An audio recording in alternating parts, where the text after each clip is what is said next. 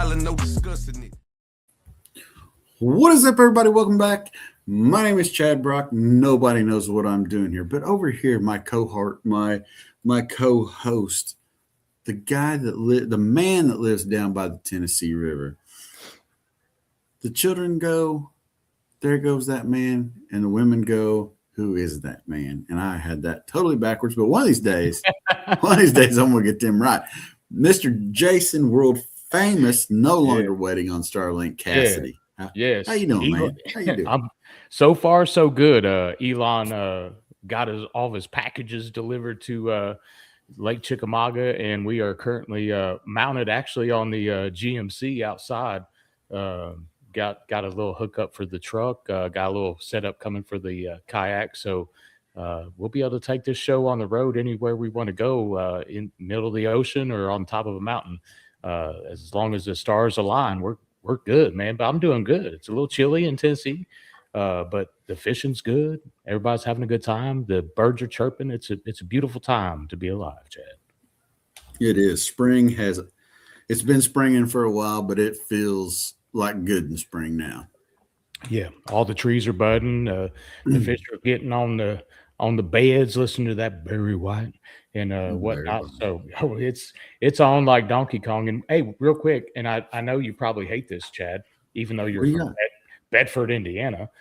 This here is Archigan. Josh Rinko up there in Indiana. Shout out to him for putting this little Archigan together. It's got the IU Bassin on it with the Quest 23.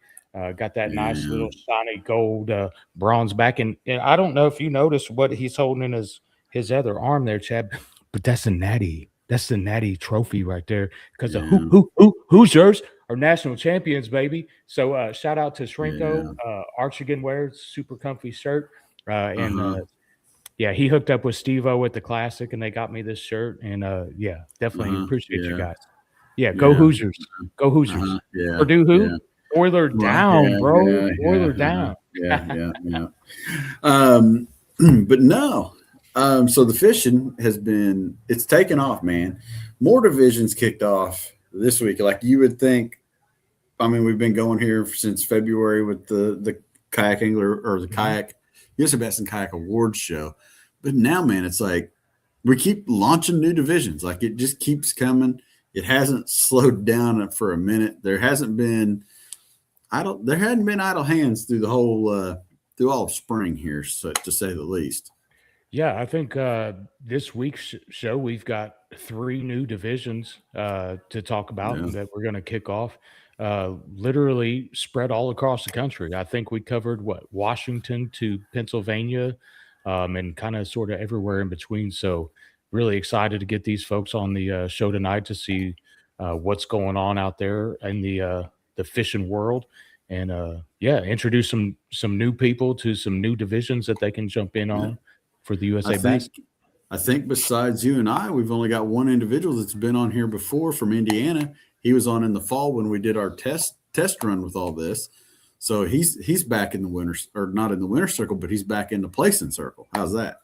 Yeah. Hey, anytime you make an appearance, you're doing all right on the. You made the show.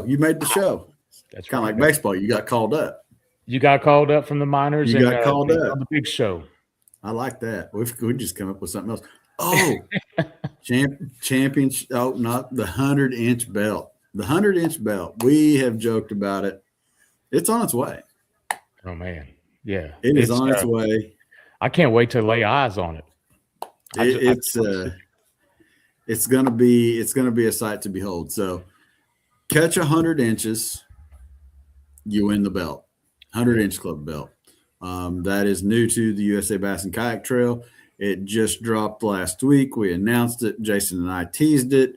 Then we dropped it later on in the week, and it is in production and headed this way. So hopefully by next week, we should have it to show you guys at least digitally in this space. But catch that 100 inches, join the 100-inch club.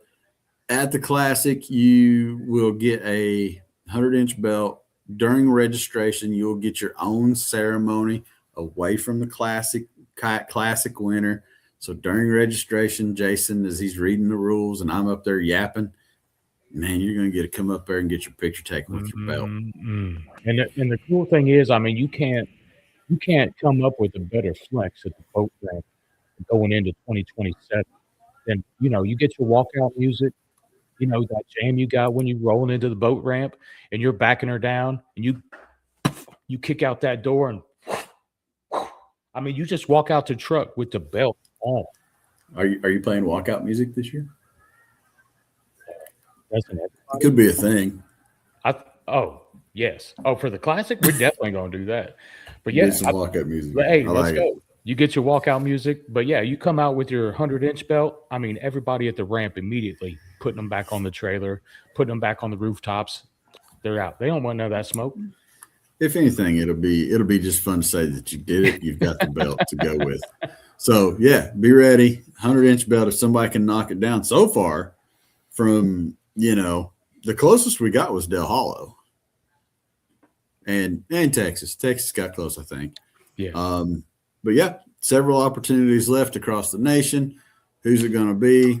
We'll see who gets the first one here soon. But yes, sir. I think it's time to dive in. Let's do it. We got a full plate. You know, you got to start. Let's start eating away here. So new division, and welcome to the USA Bassin website. That's where we're logging this one in. So USA my tongue gets tied, man. This is a live show in case the people at home didn't know. The Kraken Team Challenge up in Maryland. So this is brand new. This is a month long. So we mentioned and hinted that we've got a few experimental things that we're trying the month long. Maryland is leading the charge in that department. And Mr. Andy, we're going to bring him on right now to talk a little bit about what's going on in Maryland, bud. How are you, Andy? Doing pretty good. How about you guys? Good, dude. Good. So tell us a little bit about what you guys have got going on in Maryland with this brand new online month-long division. It's brand new to USA Bassin, and you are leading the charge on it. So fill us in. Let us know what you got going on. Yeah, it's actually a buddy of mine and I, Pat Brust. We fished the TKS, the Team Kayak Series last year, and we were we were motivated by that to start something locally. So I actually held a month-long individual tournament last year and decided to go into like a team series type deal. I thought it would be pretty fun. That way it gives, the guys that have tight schedules can get out, fish as they can, and still be competitive and, just bring fun back to fishing competitively. I like it. So how many did you guys have in your first month? I mean, we haven't really voiced this too loud yet. We was kind of running through the first one just to make sure everything went like we wanted it to, but kind of tell us a little bit about how the first month went. So it went pretty good. I think everybody's been itching to get out, hibernating over the winter. And we actually had a pretty not harsh, but snowy winter for sure. And I didn't know how it was going to end up because the very first weekend in March, we had a pretty good snow. But luckily enough, the weather cleared up and it's actually been pretty sunny and warm the last week or so. I think we're expected to have like an 82-degree day this week. But yeah, it was actually a really good month. Some of the guys caught some really nice fish. Tyler, who ended up winning the event on the individual side, he caught two almost 21 inchers. And Pat Brust, who came in third, he had a 20-inch. And then Corey, he was smashing smallmouth on the west side of the Bay Bridge. So it seems like everybody had a good month. Unfortunately, I was working a lot, so I didn't get to go. And then my dad, he hurt his knee, so he wasn't able to take his gnar out. But other than that, everybody got a full limit. All 6 teams, I should say 5 out of the 6 teams, got their 10 fish limit. And it seems like guys were just hammering them. Yeah, and some familiar faces that are on there. Obviously, Patrick's on there.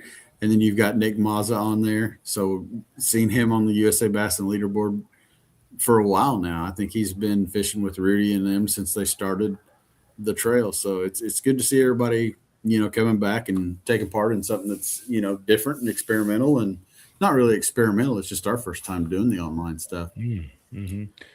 That's very cool. And you had mentioned there's a team aspect to this as well. We see the individual leaderboard in front of us. Break down the team aspect for us. Yeah, so the team, it's just, 2 members to each team, a cumulative bag of 10 fish. So it doesn't matter if, say, me and, me and my dad, if I were to catch 5, he catches 5, I catch 3, he catches 7, or even if he catches all 10, it's all going towards that 10 fish limit. So that way, because like I said, I work a lot, and I know there's some other guys in different fields that do the same. And I know it's, they want to be competitive, but it's hard with their schedule. So that way it gives everybody that wants to join on this month long a chance to get out as they can, as their schedule accommodates it, and be competitive, and also get a buddy involved, and, work with each other. Because that's one thing I liked about TKS, or I like about TKS, is like fishing with Pat. He's got a different style than I do, and he taught me a lot last year. So, and that helps us grow as anglers, I feel like. So something that I use all the time. Like, I'm a big wacky rig guy. Pat's got his stuff, and you get to learn and try different things, and get better in those techniques. Heck yeah, I love it. And a good camaraderie, obviously, between the 2 teammates. And it creates some camaraderie between the other teams, because you get a little trash talk going on. That's got to be part of the game, right? So very cool format. And do you do like a little side pot for the team, or is it more of or is it all team, side pot, individual? How do you break that down? Yeah, so it's broken down.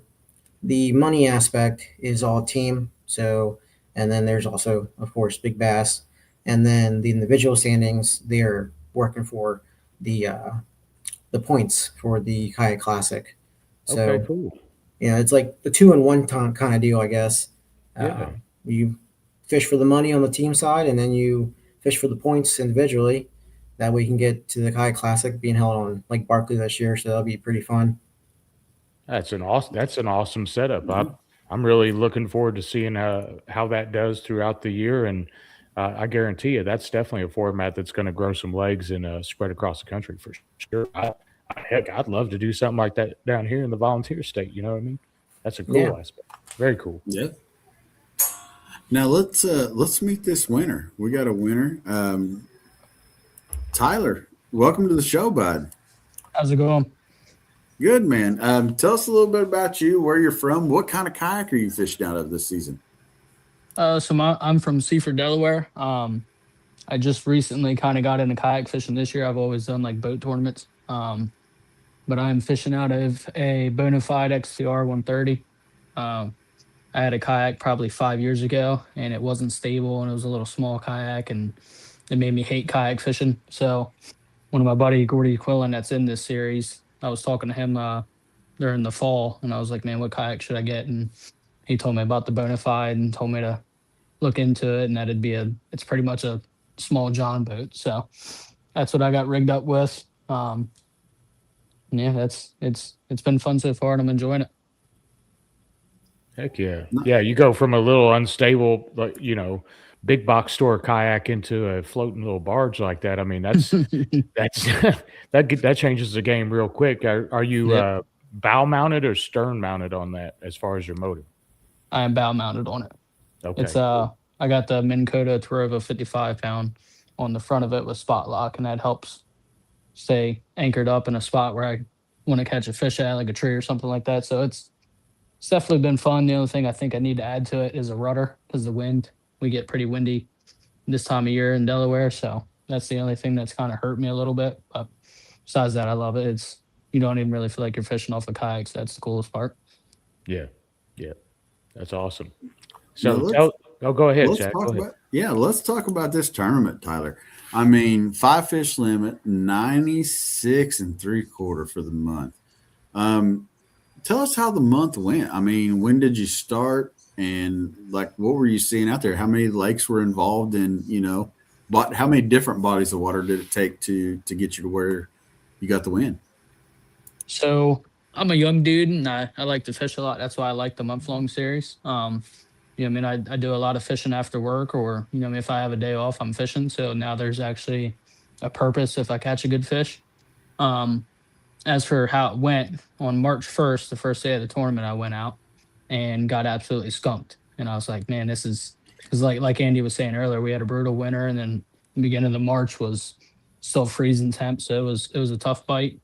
I really have 2 ponds near me that I have fished for a long time that are kind of my honey holes of bass fishing.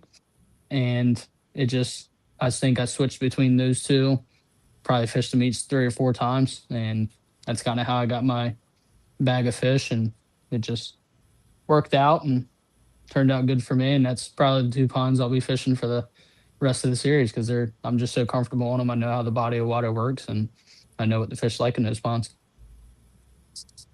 Heck yeah. How big of a body of water are you talking about because a lot of people will say pond, but I mean, we talking like 5 acres? Or are we talking 10, 20, 0? They're definitely not big bodies of water. Yeah. There's not really that many bodies of water in Delaware that are big. The one pond, it's really small. Like you can probably fish it fully in 2 hours, but it's got them. The other pond is a pretty good size, but this time of year, it's kind of limited. There's like a hedgerow in it that I say is like the halfway point, and really anything beyond that point when the water temp is below 55 just isn't really fishable. So working with small body of water, so you definitely got to be precise on what baits you're using and what colors and different things like that. You can't just go out and chunk and catch them. So. Oh yeah, I know in that Northeast area, Jersey, Delaware, Maryland, whatnot, you're dealing with a lot of bodies of water that are pretty small. I mean, let's be honest. Some of these lakes that we've got on the Jackson Kayak or the USA Bassin schedule, like Lake Champlain, are probably bigger than the state of Delaware. You know what I'm saying? So it's obviously you're going to have some smaller bodies of water, which can pose some challenges, to people that are used to moving and grooving, finding different patterns, but having an intimate knowledge with that body of water obviously helps you out quite a bit. Any kind of, I see you, is that some lure manufacturing stuff you got hanging over your head there? Yeah. So roughly 3 months ago, I don't know if you guys have heard of it, but I was a big Whatnot guy. I used to sell on Whatnot, just fishing stuff, like a bunch of Japanese made products. And then one day I was at work, and the guy I mentioned earlier, Gordy Quillen, we were both watching a show where a guy was custom painting fishing lures. And I just thought it was the coolest thing I've ever seen. And I was like, man, that looks fun. Like, I wonder if I could do it. So I bought the stuff to do it and just dove right into it. So I started painting some stuff. And that's actually a big key moment of my month long. But in the past few weeks, I started doing some soft plastics too. So I'm building a website for that, and I got a Facebook page. So it's going pretty good so far. I'm happy with it. Heck yeah. And the biggest thing about that, and I'll show you guys the bait, is both of my 20 3/4 fish came on this bait right here that I painted myself. It's just I call it the fire crawl lipless, and it's got like a translucent. So both of the days I caught those fish, it was nice and sunny, and they just, and I'm not really a red bait guy. I just always have heard red baits in the spring or key, and I gave it a try. I painted one and went out and tried it and got some good fish. So it's definitely a staple in my bag now for sure. Yeah, that's a whole other flex. Go ahead, Chad. There's been a lot of talk about the translucent red this year. It seems like that's really, really, really, really been a hot topic amongst guys fishing early this spring.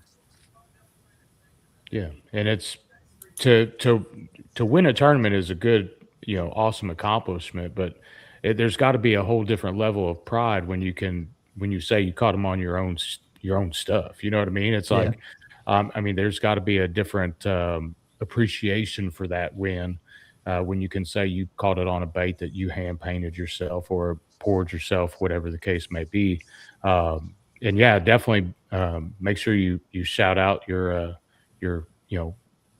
social media stuff where we can find some of those products, because I'm just saying, them boys that finish behind you, they might want to lay a few dollars in your wallet to get on some of that juice for sure. Yeah, absolutely. That was a pretty cool part. The first big one I caught, there was a guy named Dave Weedleton. He fishes. He's actually in the April month long with us now. he makes custom baits himself, and he was on the same body of water. And I went cruising by him, and I realized who it was. I was like, "Man, are you catching him?" Because he was leaving and I was coming out. And he's like, "I caught a few on a spinner bait." And he was like, "What are you throwing?" And I was throwing that red lipless. And I had already caught like 3 fish by then. And then he got about 20 feet away from me, and I hooked into the 20 3/4. And he was like, "Man, I got to get one of those, man." And I was like, "Yeah, it's a lot of people started asking me for it. So that was pretty cool. As for the company, that's the hat. It's Podium Paints. Nice. Right now, I'm strictly on Facebook. Nice. But in the next week or two, I want to say next week sometime, I will have a website up. And my goal with that is I fish a lot of JDM baits, Japanese baits. And as most people know, they're very costly. So, I mean, if you throw a lipless and it gets stuck in a log and you can't get it, you're probably out $20. So I make similar baits, not identical, but similar baits, and sell them for half the cost. So that was kind of the goal with it, to save myself money. Heck yeah, and it's America, baby. You can't get much more America than making it right there in Delaware. And hey, y'all better take advantage of this guy's baits real quick, because I tell you what, he wins a couple more of these derbs, prices going up.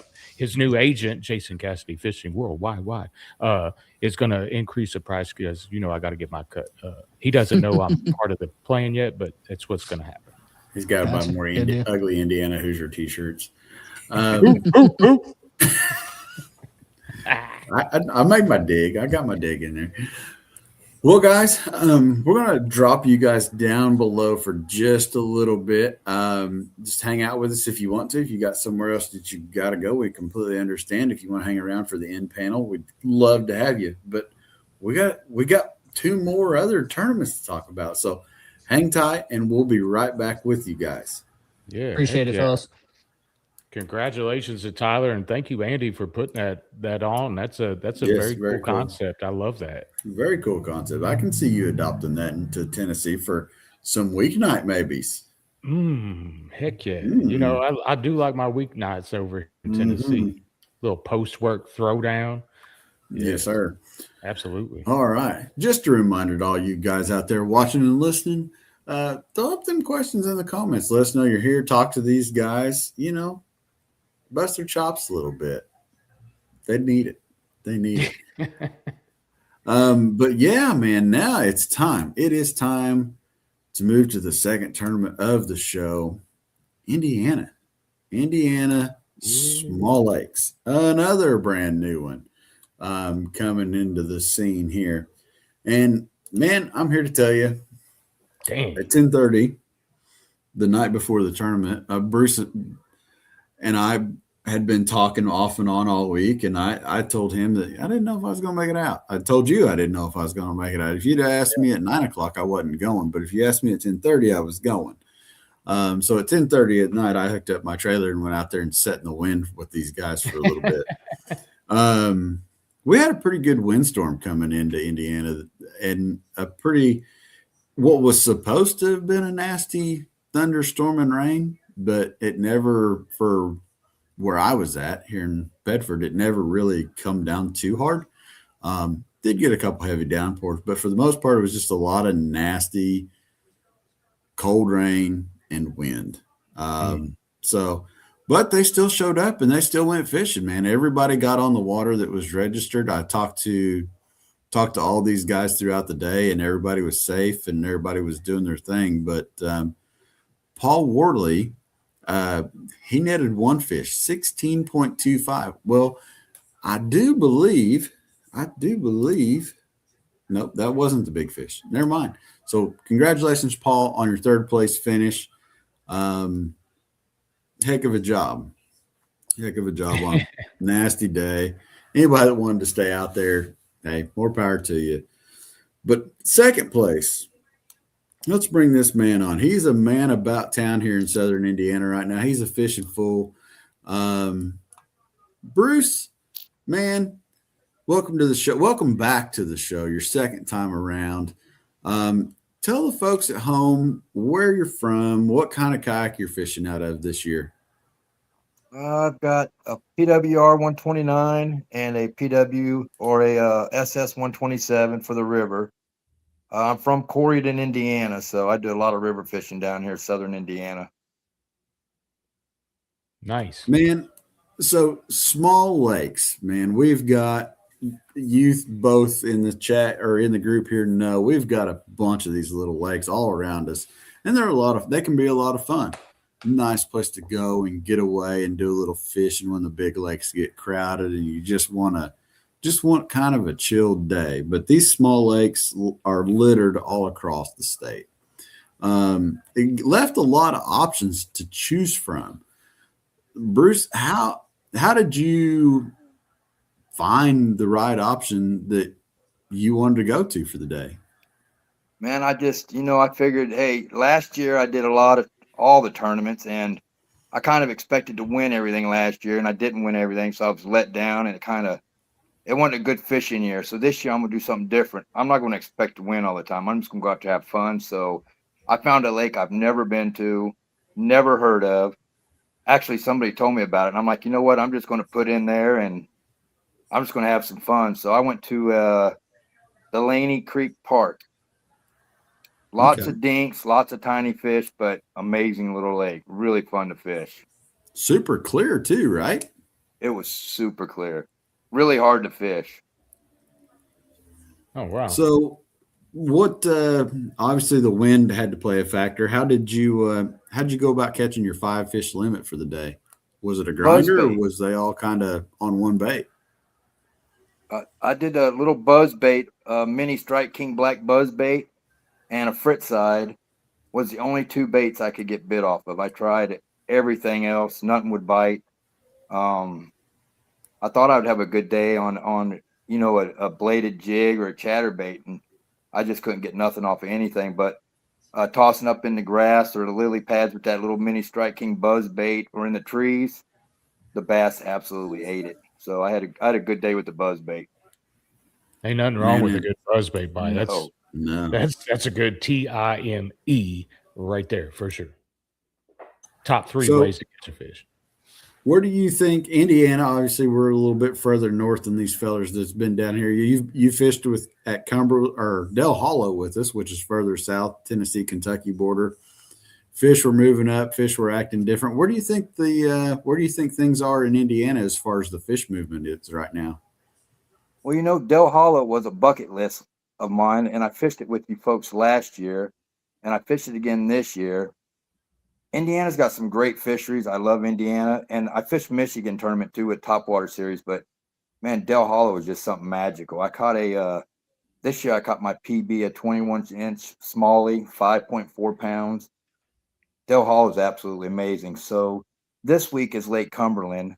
I'm packing up Wednesday. I'm headed out. I'm gonna fish, two pre-fish days and then fish the tournament on Saturday. So I'm looking forward to hopefully some more smallmouth down there in Kentucky.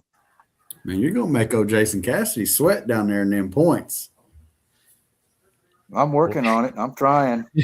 Why you gotta make man, I'm just gonna go out and have fun. That's it. I'm not, if I can do something, shake it up in the points or win me a few tournaments, that would be amazing. But I'm not going to expect that. I'm just going to go out and have a blast, meet new people, have fun, and just do it, have a good time.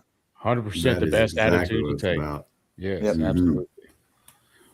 But, Bruce, heck of a job, man. I'm proud of you. You got out there, you battled the wind, you battled the elements. But, man, we had one other guy that come to the show.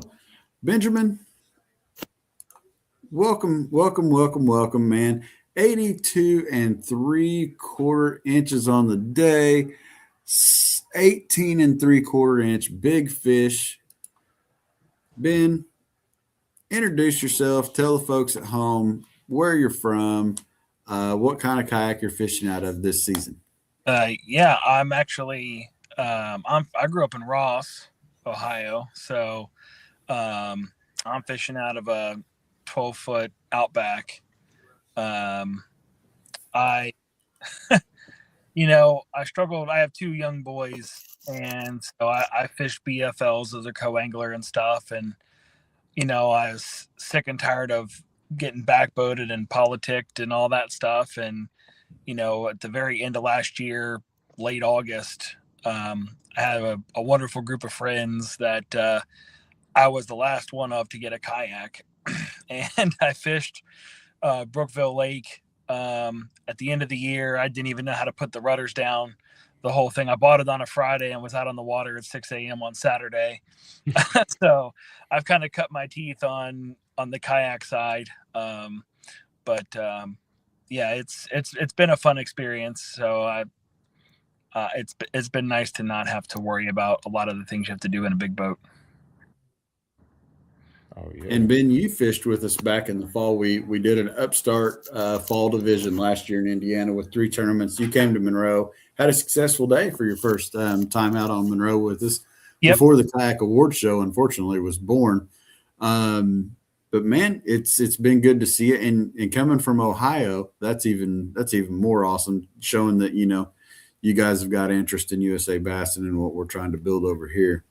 But dude, like, there again, like I asked Bruce, man, in this area, we have a lot of these small lakes. How did you go about finding the venue that you chose to fish for the day?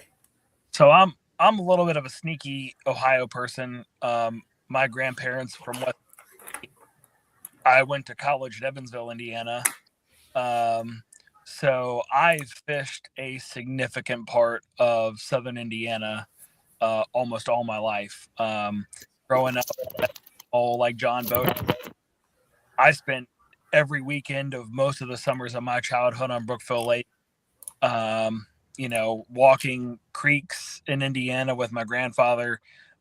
So I'm a little more familiar with Indiana lakes than probably the average person. So probably a little strategical advantage there. As far as the lakes that I picked, I sent you a screenshot of the lakes that I was fishing, and I've fished those since I was a kid. So back when my dad and my brother would jump in a 12-foot John boat, and he would fight the wind, and me and my brother would get hung in the trees, and that's how our day went. But I know those lakes like the back of my hand. I like the fella from Delaware was saying, I could fish that pond every single tournament and I'd be in contention.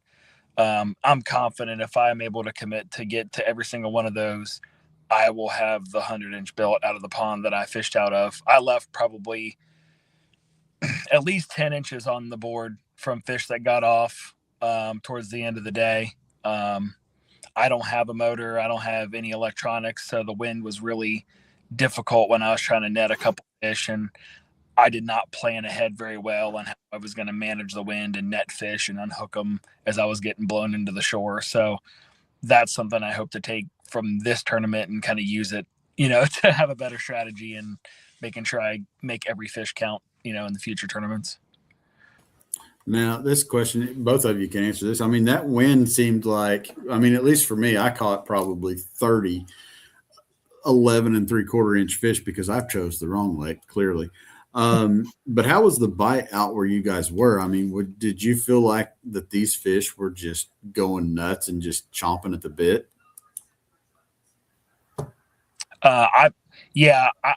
It's funny because I think I abandoned my strategy a little bit in the morning, because when you did your pre-tournament talk, you were talking about how fired up all the fish would be, and they're every body of water, the fishes are in all stages right now. Some are spawn, some are pre-spawn, some are still in the middle of the lake. They're just everywhere.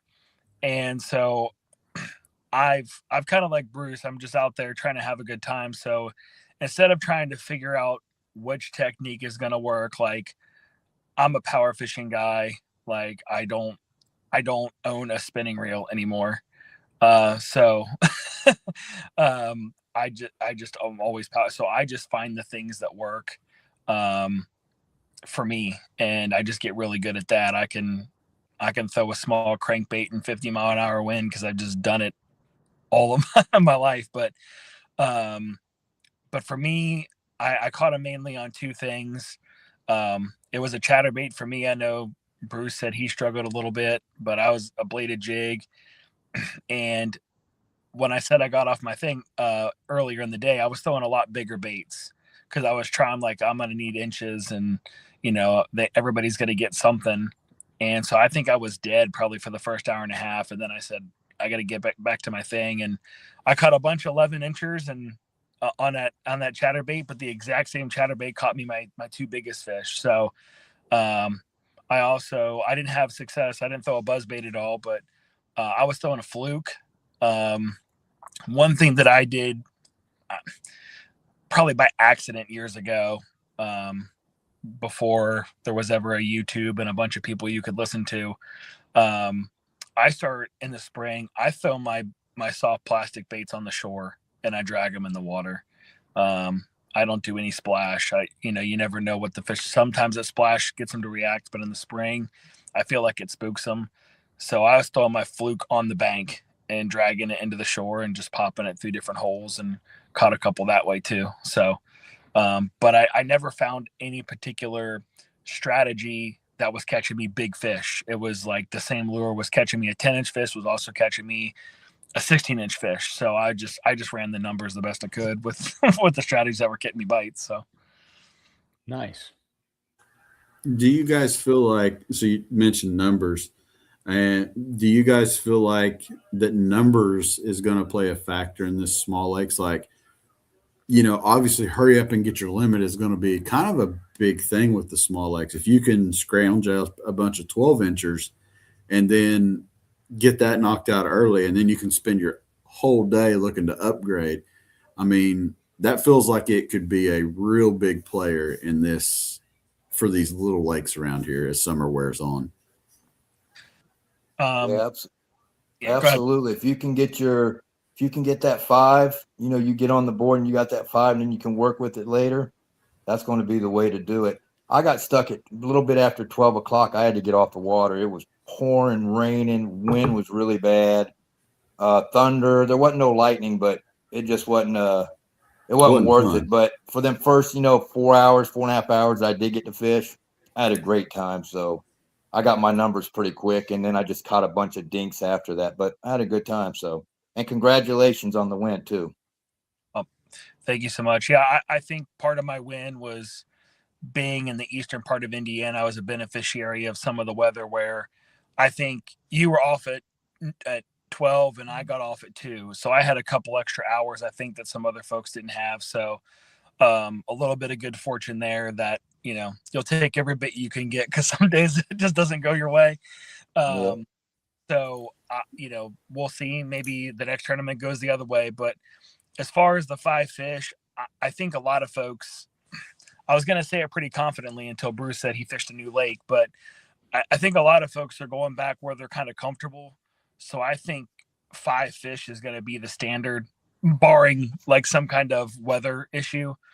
I think what gets underestimated, and it happens in the co-anglers, but a lot of those co-anglers are not going to kayaks. There's a lot of great anglers.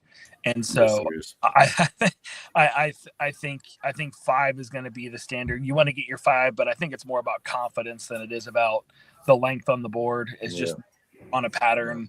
No, it's like getting the right read. It's something about when you change a bait and then 2 casts later you catch a fish, you get more confident, and I think you just fish differently. But I think 5 is the minimum. I think in these small lakes, people are going to get very comfortable. They're going to repeat lakes. Like Bruce is probably going to go back to that spot, and he's going to get more comfortable. And, if there's like a tournament in the next month, he's going to be able to follow the patterns, and he's going to be able to find big fish. And he obviously can catch them if he's a stranger. So imagine when he gets familiar, he's going to be more dangerous for sure. Yeah, and I think that choosing, I mean, somebody can make a move that pays off one week. I mean, you don't know. It's kind of like a mid-tournament move, but it's like a mid-season move where there's a lot of choices that you can make in small lakes. Like Ben said, you were the furthest east. Brian Crossan and Ashley Crossan that were fishing with us, they were probably our furthest west. So it impacted them first down around Evansville. And then I'm out here floating in the middle. I'm a little bit further west than Bruce where I'm fishing. So, I mean, you can kind of hear the times when we're getting off the water. Brian and Ashley got off first, then I was off, and then Bruce was off. And, then you had basically 2 extra hours because it was a slower moving front. Yeah. It took it a while to push through. So I think watching those things are going to be a factor. And then, like you said, I mean, getting comfortable on a lake or making a decision to just move to a different lake. I mean, there's a lot of things in play as far as the decision making goes for this whole small lakes thing. And I think it's going to be really interesting as we move across it. Yeah, I think people are going to get more familiar with the format, and you'll see a lot more tournaments decided by an inch or two.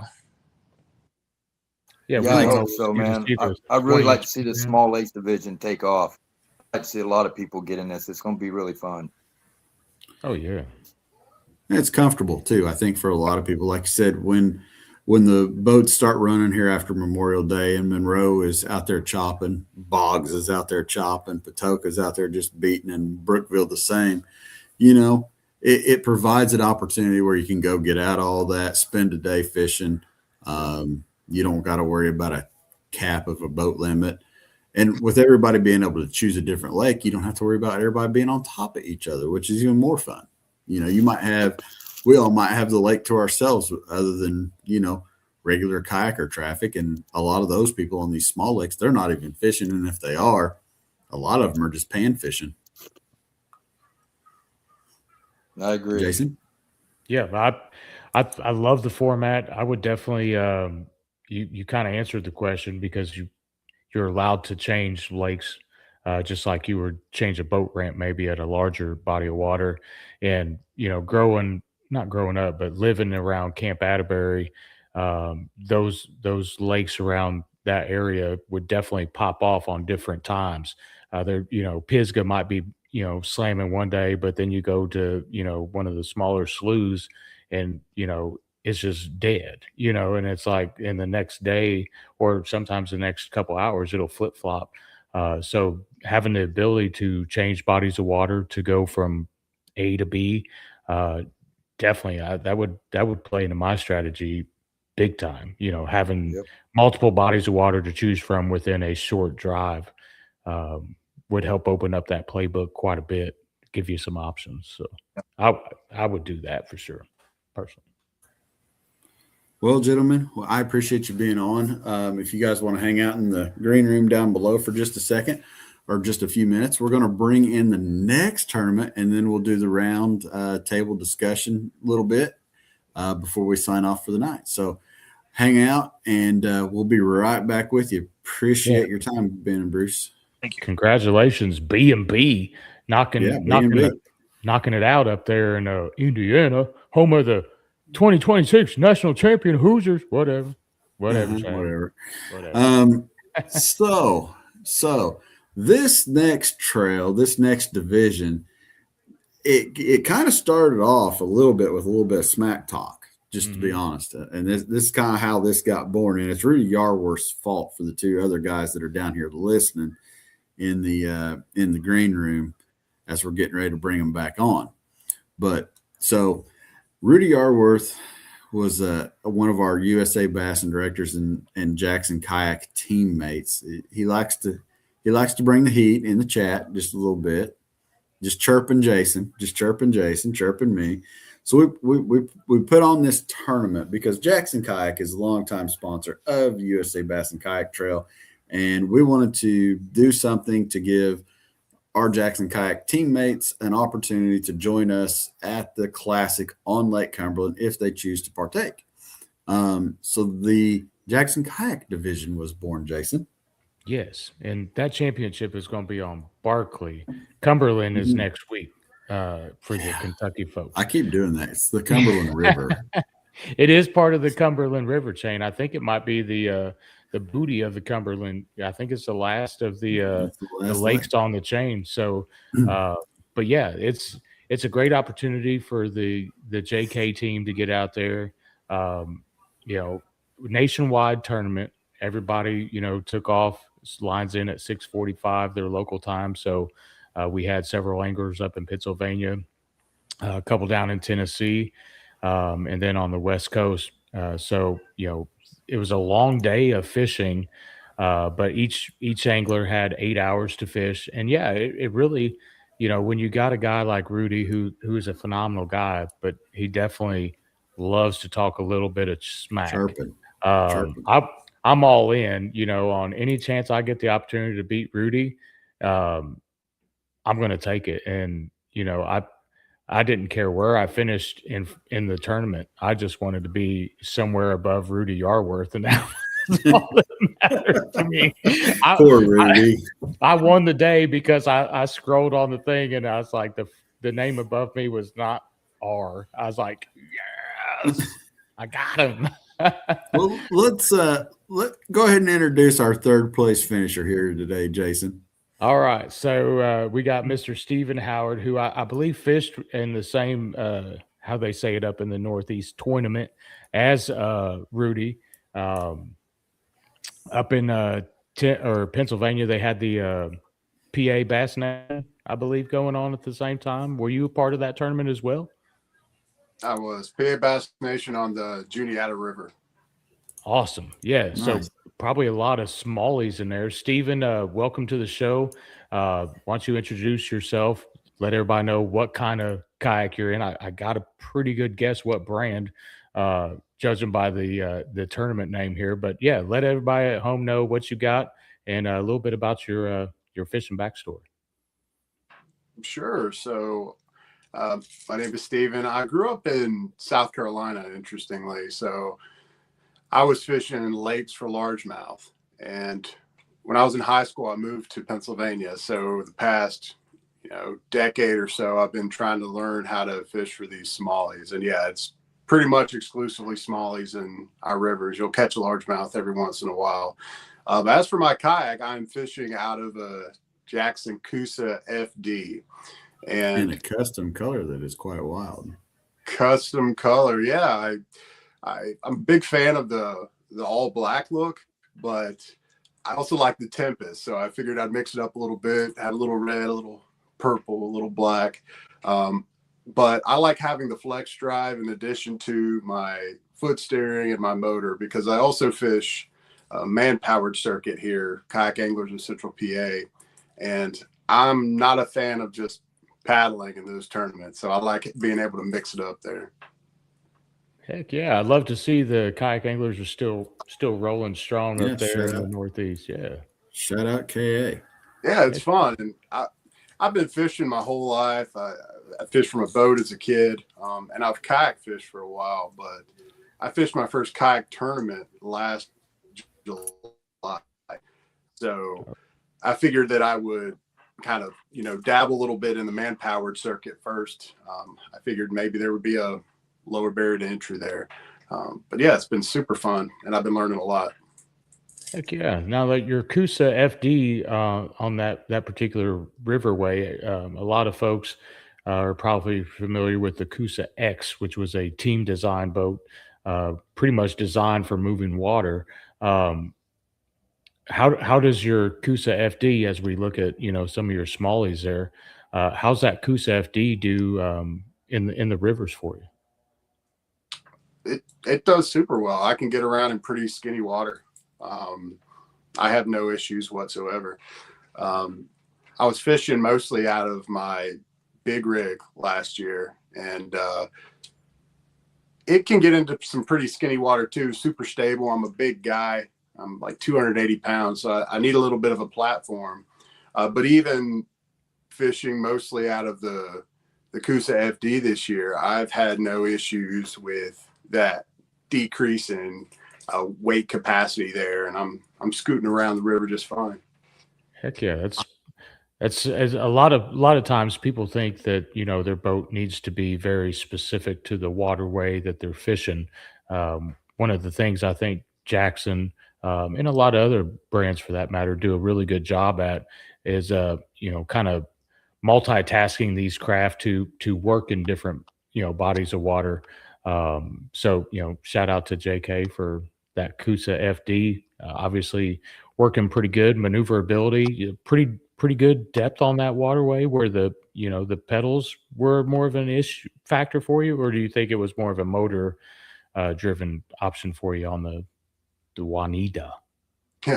Yeah, on the Juniata. Juniata. I had both the flex drive and the motor set up for that tournament, but I pretty much exclusively used the motor in that event. I'd say the average depth, I don't know for sure, but I'd say 3.5 feet, maybe. It was a little on the high side, I think 5.1 on tournament day. So it's a pretty shallow river, and it has a lot of depth changes. We've been having a lot of rain lately, so the rivers will be up, they'll be down, they'll be up, they'll be down. But yeah, I had no issues whatsoever scooting around. Awesome. Yeah. So if you want to, you can kind of break it down for us. How you came about your third place finish. Was it like an all day bite that you were kind of consistently on, or did you find that they were early on good, slow off through the day, or vice versa? And did you get affected by any of the weather? Yeah. So as for the bite, I was catching them pretty much all day. My biggest issue was getting on big fish. I pre-fished the day before, and the water was, I don't know, it was higher. I don't think it was quite a half foot higher, but I struggled. It was cool, it was breezy, it was raining, and I couldn't pattern the fish at all. I think I caught every fish the day before on a different bait. So when I got out on tournament day, I said, I'm going to go out, get a quick limit. So I took out the Max 4 Chili Ned, and I set up on an eddy, and I caught my first 5 probably by 9 o'clock. And Nice. Then I started, drifting around, scooting around, trying to find some bigger fish. And again, it's been a common theme in this podcast so far about whether people had success or didn't with a chatterbait. But that was my plan. With the water being a little higher and dirtier, I was throwing around a jackhammer, and for whatever reason, I wasn't having any luck. So most of my keeper fish ended up coming on this 5-inch jerkbait. I was fishing it on depth transitions, current seams, isolated structure out in the middle. But yeah, I had a pretty consistent bite all day. The problem is I was catching a lot of 13s, 14s, with some 15s and 16s mixed in. But it was a pretty good bite. But overall, people caught fish in the tournament. So I think in the PA Bass Nation event, I want to say 5 or 6 people had over 90 inches. Oh, wow. So they were biting pretty good. Nice. Well, your performance with that, was that like a rainbow trout pattern on that? Yeah, it was. This is a rainbow trout pattern, and it was, in a way, I was fishing this as kind of an ode to the fact that Saturday was the first day of trout season in Pennsylvania, and they scheduled a bass tournament on the first day of trout.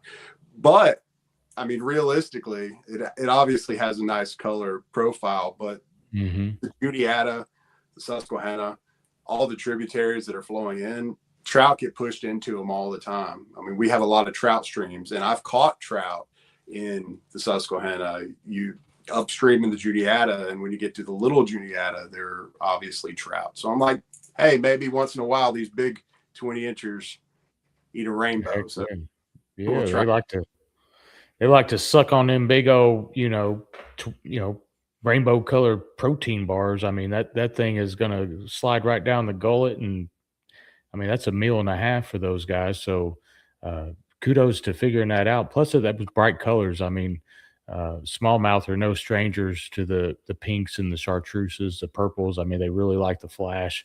So, I mean, that's, you did your homework coming from South Carolina, the South Kakalaki, up to PA and figuring it out. So that's a good job. You got that third place spot and slid on into the big show tonight on Monday night. Congrats. Now, second place was this guy that lives down by the river. Yeah. He's been nesting on some fish from what I've been told. Yeah. Trying to make sure that he could beat Rudy Yarworth. He went out and practiced, Rudy. He practiced. Yeah, I do totally know this for a fact. He practiced. Rudy had him practicing. So Jason Cassidy, second place down here in the Jackson Kayak Tournament, 81 total inches. Brother, tell us at home a little bit about your day with all these 16s. Well, now, so I had messed up. So we had that pink moon, come in, and apparently We had some guests on the podcast, a few weeks ago, and talked about these spawning fish, sliding up whenever the water level comes up. Now, I had water temperatures as low as 68 and as high as 72 while I was out there on the water. So, temperature wise, it was on, you know what I mean? But I mean, you can see the bottom of all these bucks here that I caught. They're clean. I caught them all in 5 to 7 foot of water, staging on stumps and boulders. Everywhere where I had caught larger fish, literally, the week leading up to the tournament. And when I tell you, I could have kept going. That one's got a pretty little black spot on the top of it. But I caught a blue moon million of these fish. I think I called 4 or 5 times during the tournament, and they were just all bookend 16s. I did lose a pretty good fish that was 18 plus off in the distance. I had a 20 plus. I was talking to a friend of mine on the phone and said, well, go get Big Bertha. And I'm like, I mean, literally, we got off the phone, and right about then I flipped into the brush pile where I caught the 23. And it's, I was like, oh God. And it right next to the boat, and it was swimming towards the net, and it was just easy peasy. And it said, nope, not today, Satan, and went the other way and snapped me off. And I mean, I only lost 2 fish. And when I looked at the leaderboard at the end of the day, with all those 16s, I'm like, it would have been interesting, but I don't think it would have been enough to move up and take that number 1 spot. Again, when I saw Rudy underneath me, which is where Rudy belongs, it felt good. I felt good about my day. I was happy, and I was overjoyed to beat Mr. Yarworth that day. So for me, it was a victory. It was a great day on the water. The rain, everything held off. It did get a little breezy, which actually helped the bite a little bit. But the tournament, the local club, the TVKA that we were fishing with, the winners, Adam Reiser, who was on our show just recently, imagine this, he was perspective mode, scoping them out there in deeper water, catching spawners off of 10 foot, 12 foot beds. And he smoked them. They do a 3 fish limit, and he had over 61, 62 inches. So, I mean, he lit them up good. But yeah, the fish were spawning. The big girls were up on beds, both shallow and deep. And I was still fishing for staging fish. So I was behind. The next wave, though, hey, they're moving in. So maybe next time. Enough about you. It's time for the next one. Thanks, Chad. No problem. Love you, buddy. Enough about you. First place. Let's bring him on. Man, I talked to this guy earlier in the day, and I knew he had him coming. Welcome, Bill Durbrow. How you guys doing? Good, buddy. How are you, man? Good. First things first, man. Tell us where you're from. Tell us what kind of kayak you're fishing out of this season. I'm from Greencastle, PA. So I grew up in Maryland, but I'm just over the PA line, probably about 5 miles off of 81. Okay. So which boat are you? Well, for rivers, I'm in a Coosax because let's face it, it's the best river boat made. So I'm in that. And then for my lake tournaments and stuff, I'm in a Nar. Nice. So talking about your day, man, I mean, you had a good day. I talked to you earlier in the day, and you was feeling really good about everything that was going on. Man, break it down for us. How did it happen? Well, you just caught me at a good time because it really wasn't going that well. I went pre-fishing Thursday, and I absolutely just wrecked them Thursday. I wasn't even trying. I was just spot hopping around, covering. I think I covered 5 miles of water and just spot hopping, checking stuff out. And I had like 93 inches Thursday, and I wasn't even really fishing hard. I was just throwing around different areas. So I thought I was going to have a lot better day. Unfortunately, the Juniata, since you guys don't know a whole lot about it, in the springtime, it gets packed with jet boats.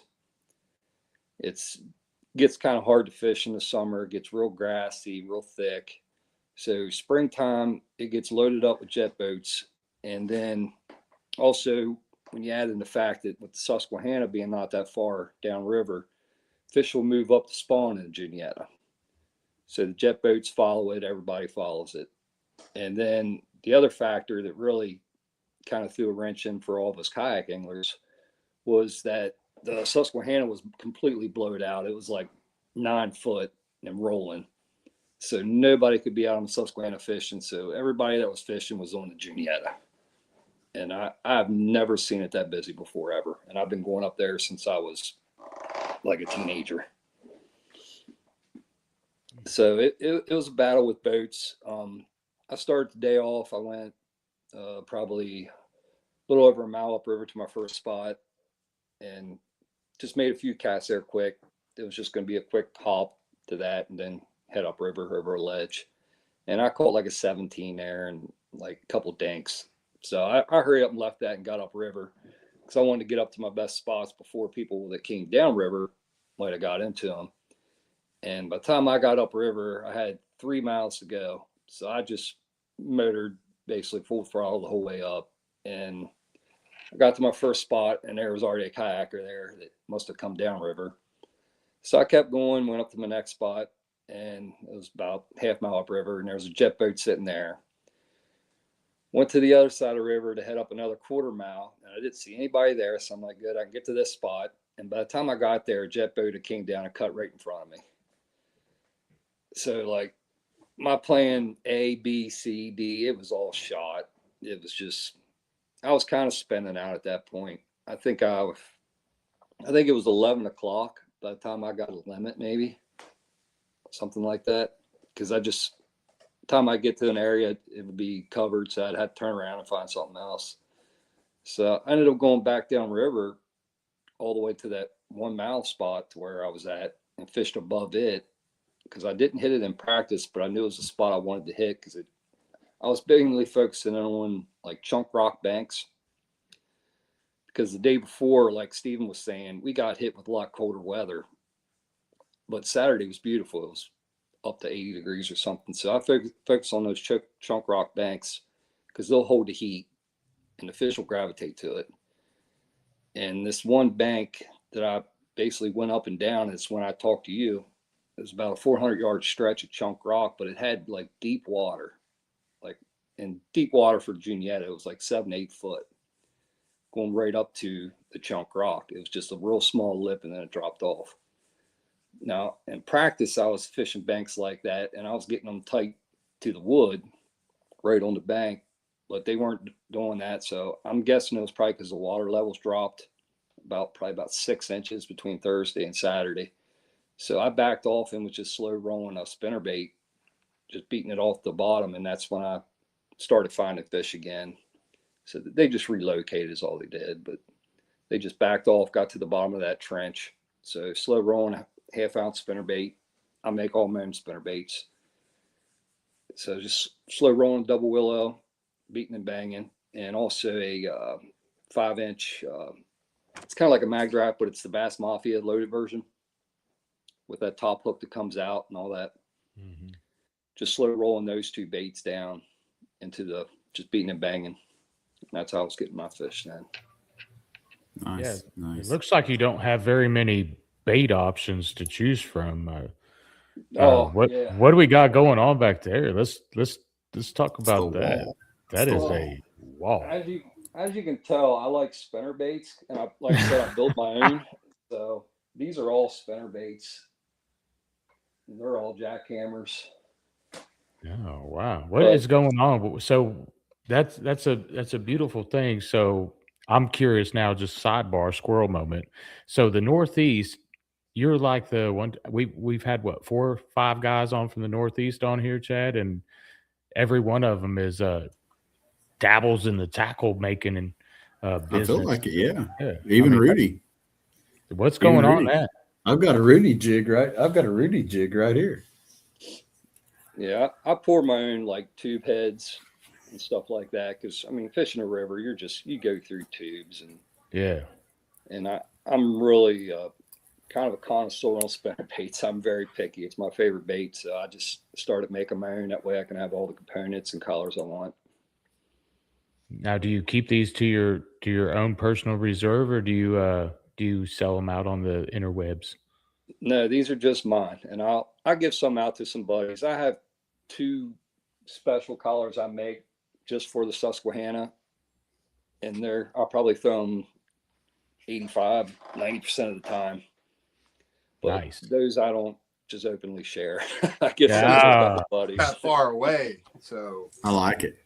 Yeah, those are off camera. You can't even see those. And Bill, we should be buddies, bud. You know, I mean, I feel like we're best friends already. You know, we both have hats on and we have gray in our beard. I mean, we're like tight. You know. Yeah, right. I tell you, it was super weird because when I was out Thursday, all I got them on was jackhammers. Like it was just jackhammer left and right. Like didn't really matter what collar. It was a jackhammer day, and they were still kind of off the bank. They weren't tight. Like every once in a while, if you would get a bank that had a tree that was a little lower down with the trunk and had, a foot or so of water on it, you'd catch one tight to that.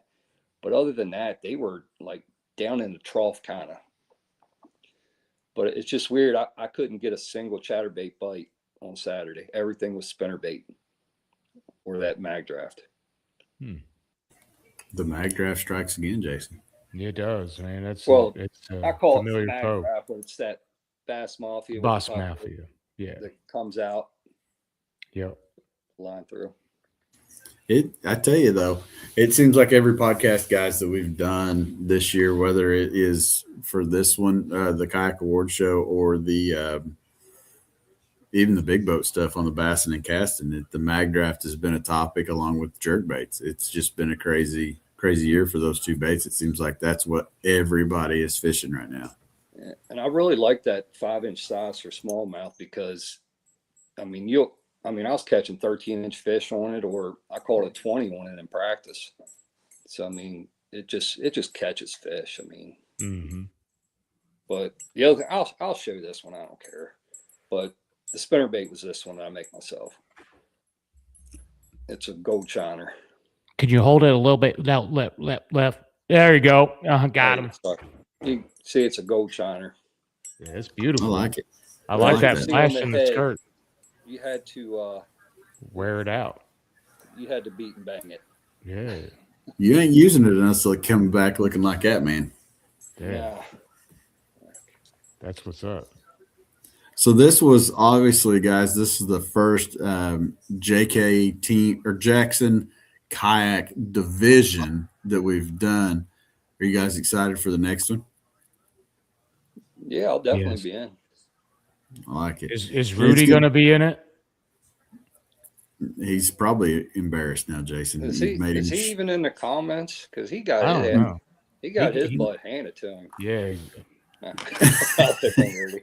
See, Bill, we are best friends. I love you, man. I love you, Bill. Rudy. I like Rudy. It's all in fun. Yeah, it's all in fun. But no, it was good, and now we've got some good team bragging rights. Something that we ain't had. That's hopefully going to bring the Jackson fishing team a little bit closer together and get a little smack talk going. And hopefully we see you guys down at beautiful Lake Barkley this fall. And hopefully you guys can make it and come fish with us at the championship. Yeah, Chance to take home some big cash. I'm actually going to fish the USA Jackson one this coming Sunday. I believe it's a Sunday one on the Potomac. Yeah, Potomac River, the Piedmont section, I believe, is what we got going on. I just pulled that up a second ago on the 12th. So, yeah, that'll be a good one. Yeah, I'm going to go down for that one because we actually have our PA Bassin or PA Bass Nation. We're fishing there for a tournament at the end of the month. So I want to go down and get on that water. I'm not real familiar. I've only been there for one time in that stretch. So. Yeah, it's weird. Go get in some snakeheads. Yeah, well, it's weird. The Upper Potomac, I can be at it in like 15 minutes, but last year when I fished, it was the first time I'd fished it in 22 years. Because you don't fish that water when you can be on the Susquehanna in an hour. So. you make the drive. For sure. You ain't wrong. Well, let's bring the rest of this panel back in here, man. Look at everybody. Taking guys out, leaving guys off. Bruce, can you hear us? Can you hear me? Yep, I got you. I think I got everybody on here. Did I take anybody off? Nope. Looks like we lost Ben. That's who we lost. All right, fellas. Well, once again, we appreciate you guys' time being on here tonight. Anybody got any good questions for anybody else that's out here? Yeah, I've got a question for Andy. Andy, I know you dabble in the tackle industry. If you want to, give the folks at home a quick shout out and let them know where they can get some of your gear. Yeah, definitely. So I own a Kraken Tackle Company. The website's www.krakentackleco.com, and I got specialty is jigs, but I also have some soft plastics. And actually, one of my pro staffers, Gordy Quillen, who Tyler mentioned earlier, he just sent me a picture of a 21 and a quarter that he caught yesterday on one of my stick baits, which I call the squid sticks.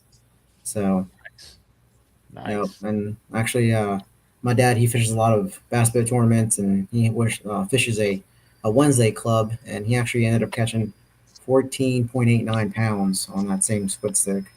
And also a new bait that I came out with, since the dice is like all the craze everybody's been using, and the I know I'm going to mess up the name, but the Koki or whatever it's called. But yeah, so got a little bit of everything on there. But like I said, mainly jigs and some soft plastics. Heck yeah. Good to have a fellow, teammate and, bait connoisseur out there. You guys are definitely doing awesome things up there in the Northeast. I'm pretty jealous, actually. I feel like, Chad, we need to be making our own stuff or doing something. We're slacking. We're too busy doing podcasts. We're too busy doing podcasts. All right, fellas. So let's kind of go around the room here as we close this thing out, and we'll start with Steven down there in the bottom. Just thank the people that you need to thank, and tell the folks at home where they can find you on social media and learn more about you and become your friend or your follower. Sure. Yeah, I just want to shout out Susquehanna Custom Lures. They make this rainbow trout jerk bait that I caught a lot of my fish on. Nico Baits is another supporter of mine. And if you're in the Northeast and you're fishing for smallmouth, you know how important the Hellgrammite is on that finesse bite. It can catch a fish when nothing else will. Newport Vessels, Dakota Lithium, a lot of people who help me stay on the water.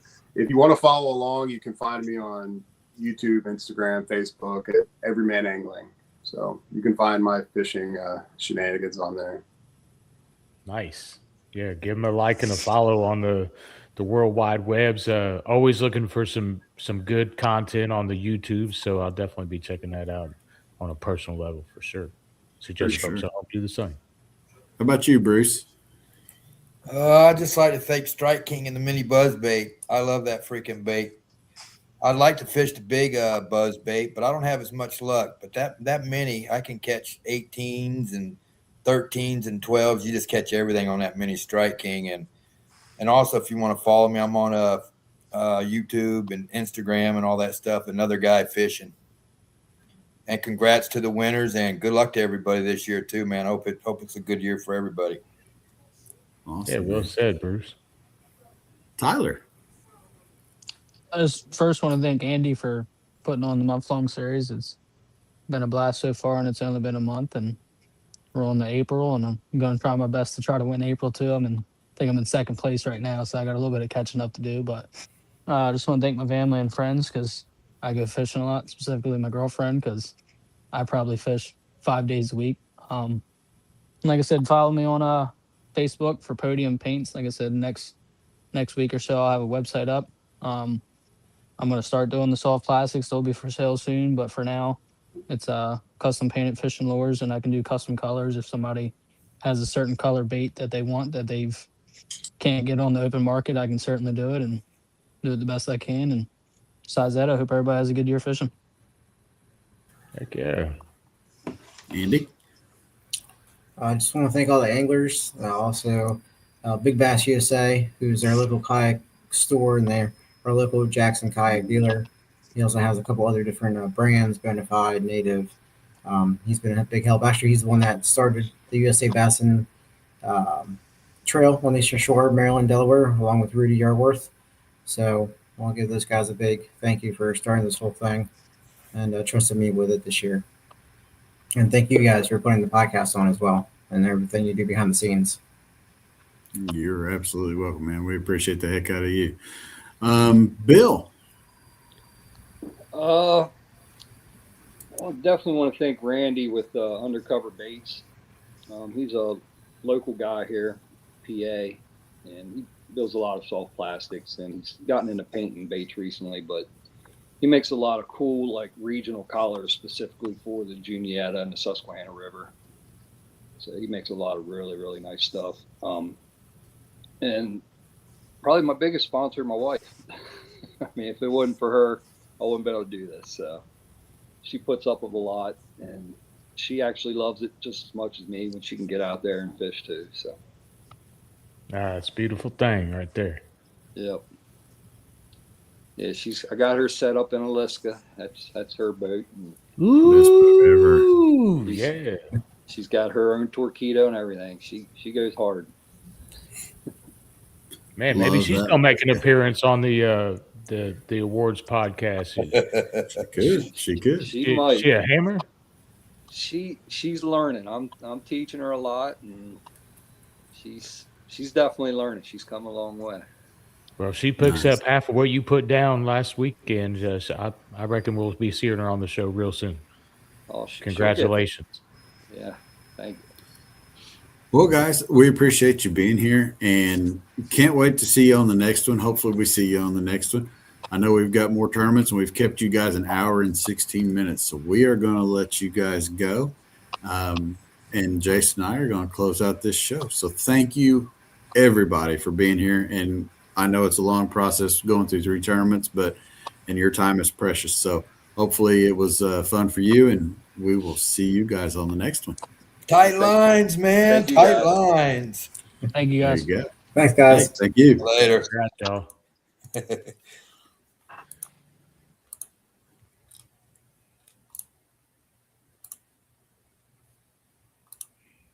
There he is. There's Chad. There we What's go. up, man? Hey, It took me a minute. I was clicking all kinds of buttons trying to get you back. I was like, I know I didn't take him off there. Oh, man. You're good. Man, what a show, man. What a banger. Yeah, that was our first 3. We've done 2, and now we've done 3 tournaments in one episode. So that was a full house tonight, and it's awesome. It's awesome to do that. It's a cool thing to see all the different anglers from different backgrounds. I really love the commonality with the tackle junkies that are tinkering and personal and professionals out there selling them, making them for themselves. I think that's a really cool trait, and definitely is something as time allows, I would love to get into that. So shout out to those guys, and we'll try to remember to link all their socials and their the interweb stuff, so folks can get out there and sample their goods. So they've got some great stuff out there, and if we can support our local kayak anglers, it's nothing wrong with the big box, the big companies, but they're huge organizations that own like multiple companies underneath them. So if we could support a local guy, get something that's, hey, let's face it, that's a little different than something that everybody else is throwing, you're probably going to have some success out there on the water, and you're going to be supporting one of our own. So, shout out to those guys that are doing those things. Yeah, absolutely. And man, we've got another chock full schedule this week coming up. So like Bill said, we've got on the 12th, we've got the Potomac River Division on the Piedmont section coming at you this weekend, Sunday. But then we've got 2 more, actual Lake Cumberland. The Kentucky Division is finally back in action. They are going to be on the Cumberland River chain, right where it gets going on beautiful Lake Cumberland. Deep water, lots of spots, lots of flooded timbers, some smallmouth, big old stripers now. Big old strikers. Yeah. Yeah, they'll break your heart when you hook into one of those thinking you got, a 20, Oh man, talk 21. about a It's like, sleigh ooh, ride. Talk oof. about a sleigh ride. And then Virginia kicks off this weekend. Boom, Virginia's So for lovers. Clayton Lake. Clater Lake is back in the house. And this is a division that's been around since the inception of the USA Bass and Kayak Trail. So we're excited to see Clater Lake coming back this weekend, and man, can't wait for more. Oh yeah, it's going to be a trifecta show next week, and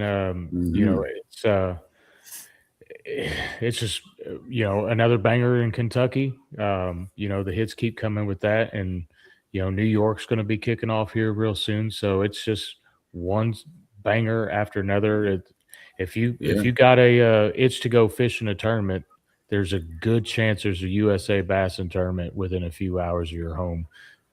If you're anywhere east of the Mississippi River, you're close to a derb, I promise. Yeah, and I mean we're talking the New York division starts at the end of the month on the 26th, so that'll be on Lake Champlain.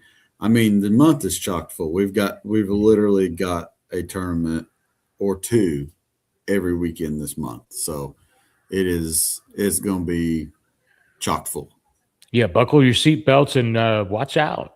Some of those belts might end up falling into that 100-inch category. So I'm looking forward to seeing some heavy hardware getting handed out this fall. I think it's going to happen. And with New York, Champlain, obviously, it's got some tanks in it. The Susky, these guys are catching big fish. There's a lot of 20-inch fish getting caught. So it's just a matter of time before someone strings 5 of them together and bust that century mark on them. It's going to be a good time. We're going to be here for it. We're right back on the Susquehanna River on the 18th, it looks like. So, I mean, Upper Chesapeake Bay. So, I mean, I don't think we're going to see 100 inches out of Cumberland. Maybe we're going to see some good lengths, but I don't think we'll see 100. My guess is 87 to 90. I remember, and folks can go back and listen to it, and I strongly suggest you do if you're fishing that tournament. Bill Taylor was on the Bassin and Cashin, and he had some juice for that lake. I'm just saying, he had some juice. There's some juice right there, folks. So if Bill Taylor says it's good, then it's got to be good. So go back in the archives, watch that episode with Chad and Bill Taylor. Get ready for Lake Cumberland. I don't know. I think it's going to take 96 1/4. 96 1/4. I like it. Yeah. Well, folks, we appreciate you watching. We know this was a long one. We almost went over 30 minutes, but it's probably going to be the theme as we move throughout these summer months. So thank you guys for watching, that's hung out with us the entire time. If you didn't get to watch it all, be sure to check us out on Apple Podcasts, Spotify, Amazon Music, the YouTubes, all the things. Like it, subscribe to it. Just be part of the Bassin country. It ain't a nation. This is Bassin country. So we're fun. We make fishing fun. Yes. We make fishing fun. That's right. All right, guys. Well, good night. We'll see you down by the water. Hey, thanks, Elon. It worked great. It did work great.